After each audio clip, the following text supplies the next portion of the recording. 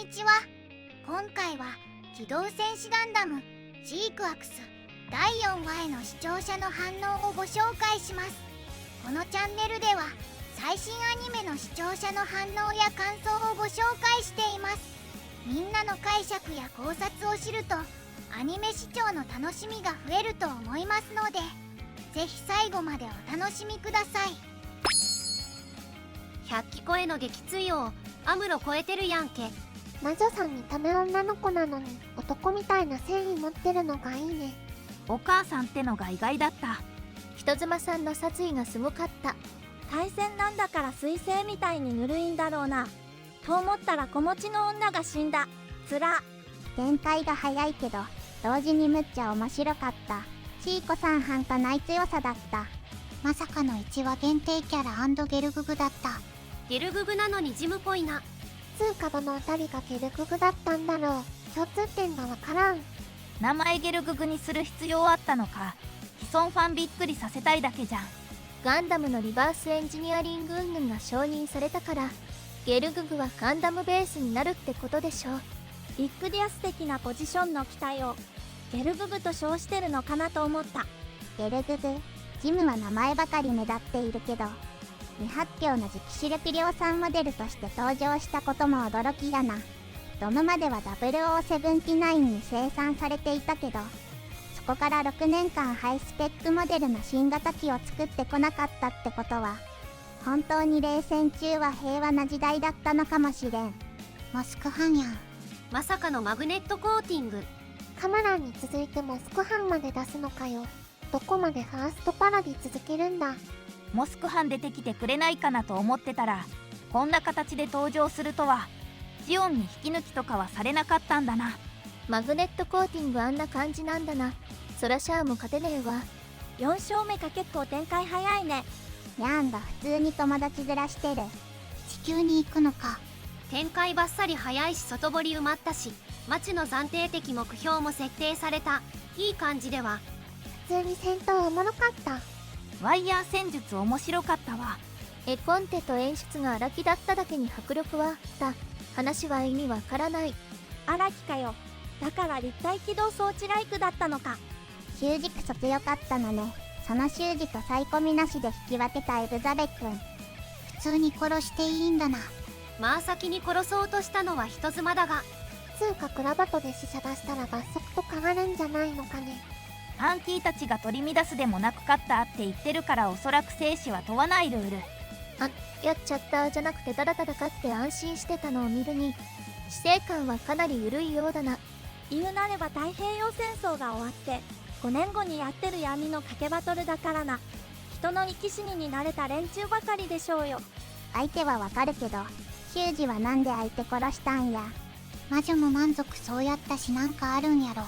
こいつは殺しても良いやつだとガンダムが言っている。手加減する余裕はなかったってことかな。あるいはこれまでも同じように戦ってるんだけどこれまではたまたま相手が死ななかっただけ。それ以前の段階で勝ててるからか。生き続けたら執念に取りつかれたままそこから解放してやったんだろう。魔女は戦いに見入られてたのだろうな。エリア88のシーンみたいにフーバーみたいに相方が夢に出てきて幸せになってんだな戻ってくんなよって言ったんだろうな。連邦トップエースで人妻子持ちなのに戦争でもないこんなことで死ぬとかバカだけどそれをしちゃうのが人の業なんだな。マチやばいな。魔女の死亡を仕方ないと受け入れたよ。未知の領域に手を伸ばすためには母親でも何でも犠牲にしそう。なんでそんな領域に行こうとしてるのか納得がいかん。ニュータイプの素養はあるが動機はただの思春期なのが透けて見える。松たちの明日はどっちだ。ハッピーエンドになる未来が見えないんだよな。頼むから習字止める方に回ってくれよマチュ。マチュ、私もやらなきゃ。にゃーん、キラキラする。この感じだとマチも割とあっさり人殺しそう。習字に近づくためにやらなきゃ。なんでそんな習字に近づきたいんかな。運命の出会い。キラキラ。恋する乙女の好奇心にかなうものはなし。マチは結局習字と分かり合えないことを分かって終わりそう。習字は人じゃないんじゃね。フェネクスやエリクトみたいな存在ではって思っても実態あるんだよな修二は。これでクノバやキラキラ空間が人類保管計画みたいのだったら笑うわ。黒い3年生来た。来週はドムか。黒い2年生ですか。悪いなマッシュ。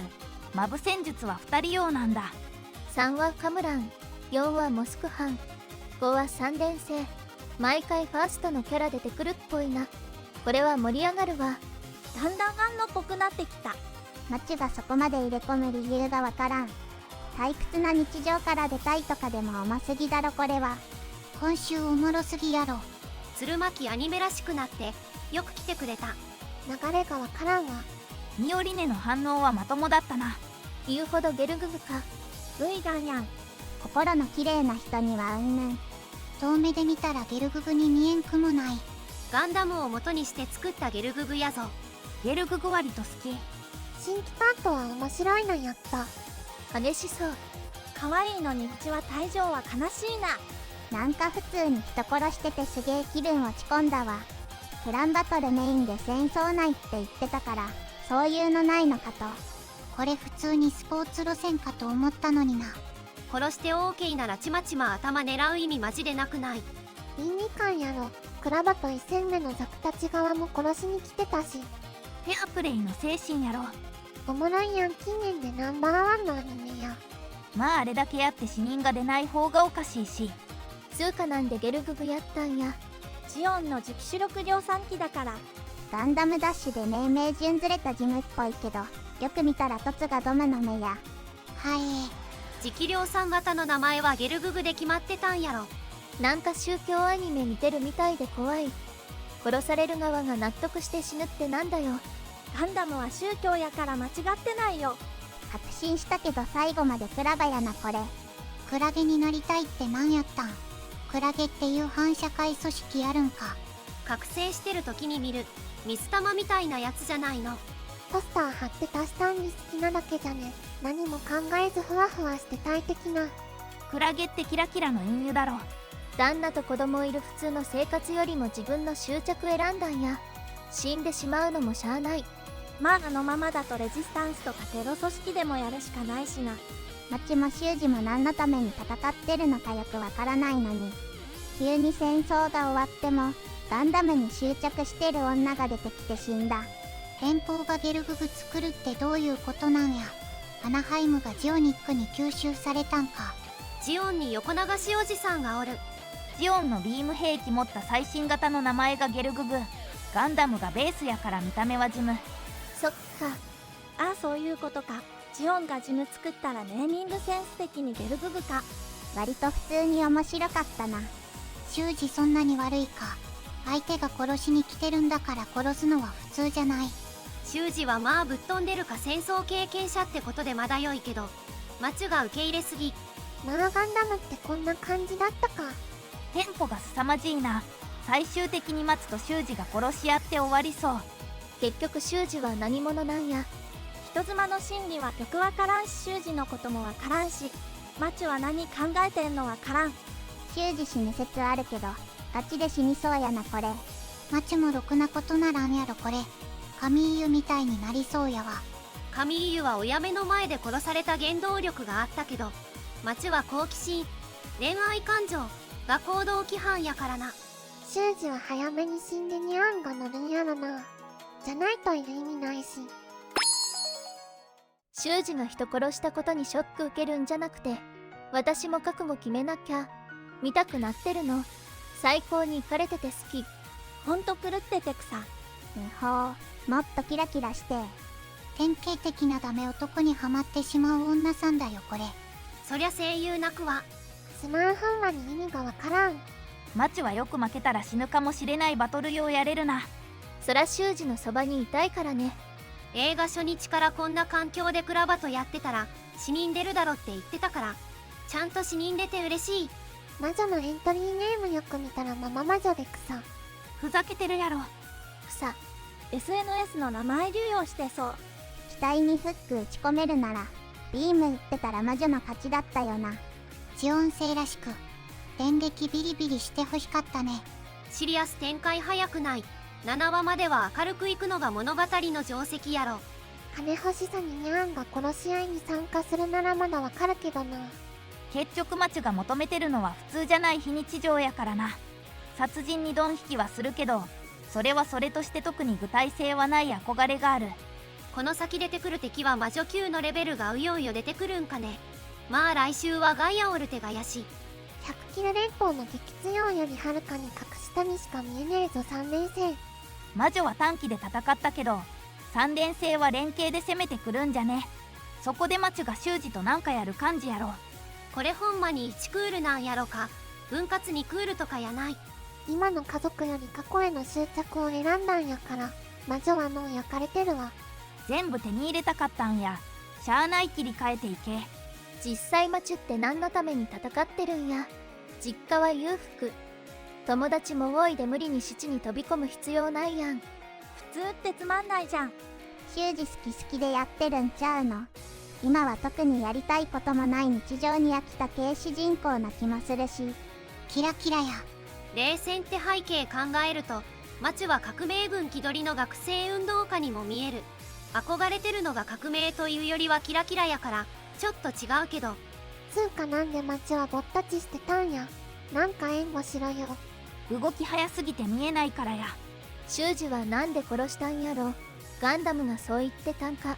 赤ガンダムと同化したシャアが修二に語りかけてるんやろな。鶴巻ならこうする。マチと修二両方頭おかしいキャラなのが無理あるやろ。片方は常識的なキャラにしろ。にゃん、最後の希望か。でもこいつも次回キラキラしちゃいそうだからな。片方ブレーキ踏んだら話進まなくて、12話で終わらなさそうだし。連邦最強パイロットをこんなあっさり処理してええんか。アムロ枠ってことやろ。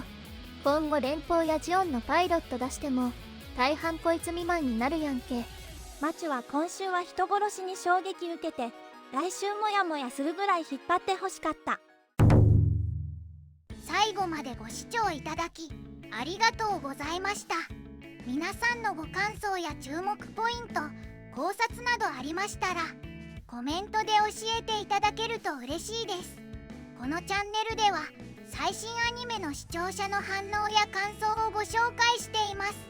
ぜひチャンネル登録とグッドボタンをよろしくお願いします。それではまた次回の動画でお会いしましょう。